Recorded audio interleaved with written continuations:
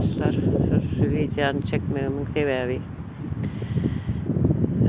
Türkmen'in köpüsü gidenler ama gidecek olup arzu edip alga apar topar çıktı edip görenler var. Polşa'da plança manat veriyemmiş, plança euro, plança dolar deyip inni bolor doların peşini algadığımız Stayının dolarını alıp neyme gördük. Bayanı zadıma da yok.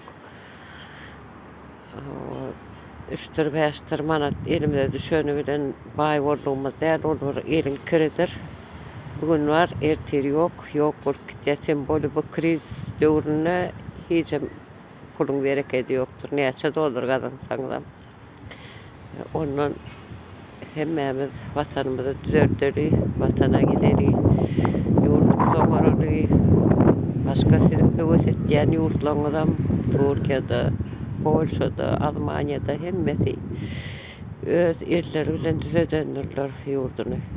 Şu odan binalar, şu yaşlılıklar, şu zenginlikler hemmesi halk öz el bilen çıgedendir vatanına hizmet edip vatanını dikeldendirler. Bizim şulardan görev almadı. Ya şu yurtlara şeyleken olun gel bizim öz yurdumuzu şu derecede bundan hem hat veren derecede yetiştireli, östüreli değmeli. O Polşa'daydı, Amerika'daydı, yığıp berosök. Türkmenistan ne zat kalmaz. Bir iyiliğine bakarsınız, o şoğun vatan gidiptir, ellendi yersiniz. Yoksa vatan hakikan gidip barıya ellen bilyansınız hemen internette tüyleme aydım saat dinleşip TikTok'larda yalnız suratlara düşüp gördünüz.